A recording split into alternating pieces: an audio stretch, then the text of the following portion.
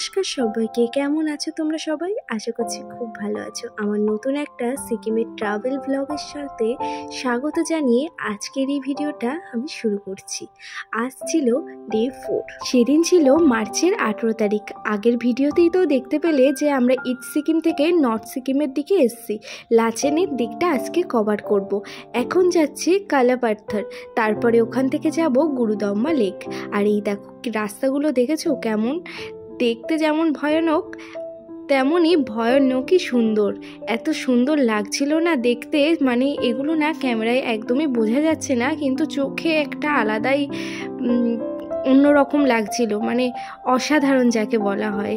সত্যি কথা বলতে আমার কিন্তু সিকিমের নর্থের সাইডটা বেশি ভালো লেগেছে।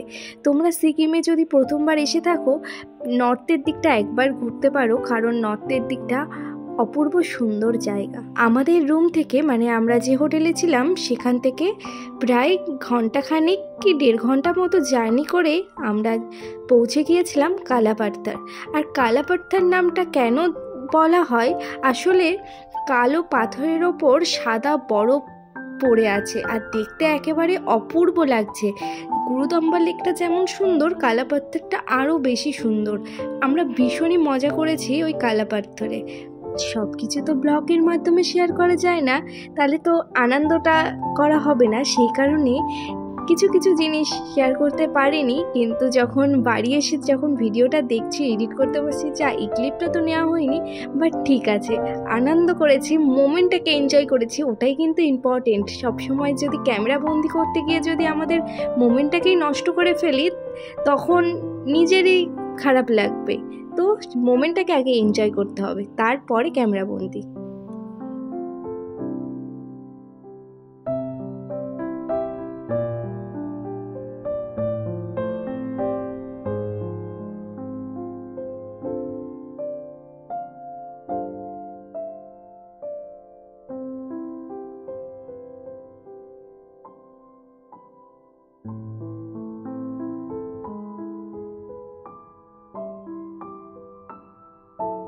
জায়গাটা দেখতে পাচ্ছ কি অপূর্ব সুন্দর লাগছে। কালো পাথরের ওপরে সাদা বরফের আস্তরণ।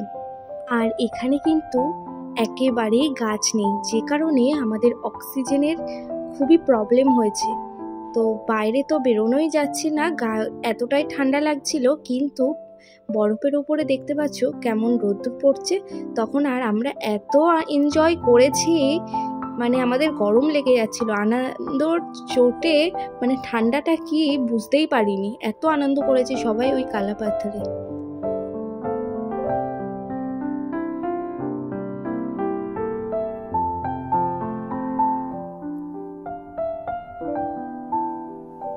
আর দেখতে দেখতে কিন্তু আমরা পৌঁছেও গিয়েছি কালাপাথর।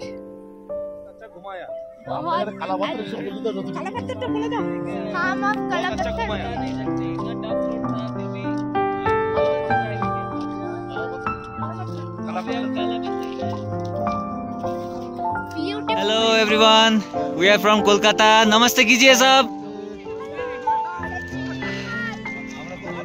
हम बहुत दूर से आए कलकत्ता से, और ये हमारे ड्राइवर दादा। दादा नाम क्या है? तोपदेन रॉनकॉप। आइएगा तो इनसे कांटेक्ट कीजिएगा, बहुत अच्छा आदमी है, हमको बहुत अच्छा व्यू दिया, बहुत अच्छा घुमाया, इतना सेफली हमको गाड़ी में लेके आया, हम बता नहीं सकते। इतना टफ रोड था, फिर भी बहुत अच्छा ड्राइव किया।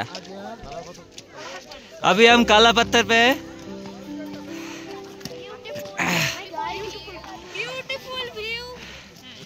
It's beautiful view.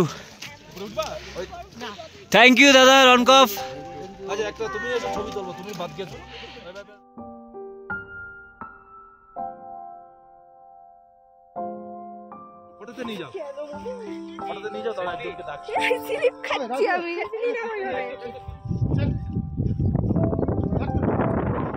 কালাপাথর থেকে ঘুরে আমরা এখন গুরুদম্মা লেকের উদ্দেশ্যে রওনা হয়েছি।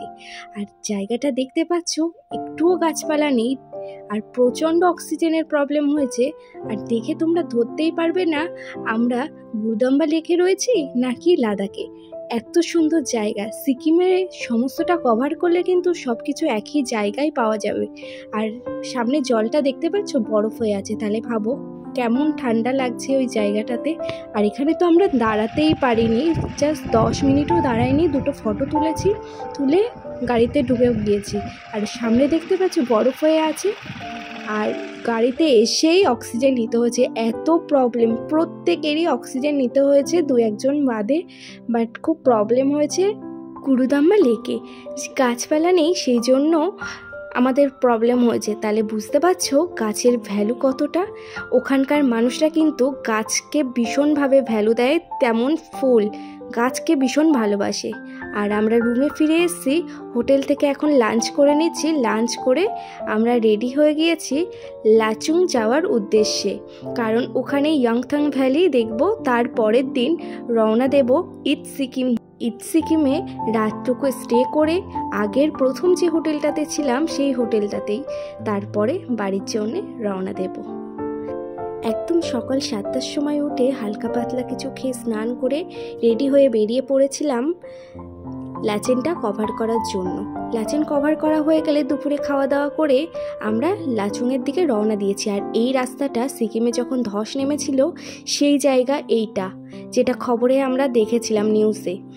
আর এখন ওটাকে নতুন করে তৈরি করা হচ্ছে, পুরোটাই নষ্ট হয়ে গিয়েছে। এই যে ব্যারিকেডগুলো দেওয়া আছে ওগুলো এখন রাস্তা তৈরি হয়নি বলেই আর কি দেওয়া আছে। আর দেখতে দেখতে আমরা পৌঁছেও গিয়েছি লাচুংয়ের হোটেলে। শুরুতে যেটা দেখলে সেটা হচ্ছে লাচেনের হোটেল থেকে ভিউটা, আর এখানকার হোটেল থেকেও ভিউটা একেবারে অপূর্ব সুন্দর। আর সত্যি বলতে এতদিন যে কটা হোটেলে ছিলাম তার থেকে এই হোটেলটা একটু অপরিষ্কার লেগেছে, আর দোয়ার থোয়াটাও একটু অপরিষ্কার মতো লেগেছে। বাট ঠিক আছে, একেবারেই খারাপ না, ঠিকঠাক একেবারে চলে যায়।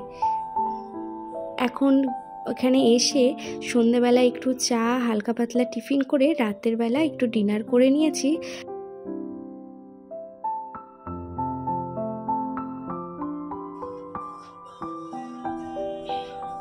আর এইদিকে আমার বর নিজে গান ছেড়ে ডান্স করছে আর আমাকেও ডাকছিল। আর ভিডিওটা আমি এখানেই শেষ করছি। দেখা হচ্ছে নতুন একটা সিকিমের ব্লগের সাথে। টাটা।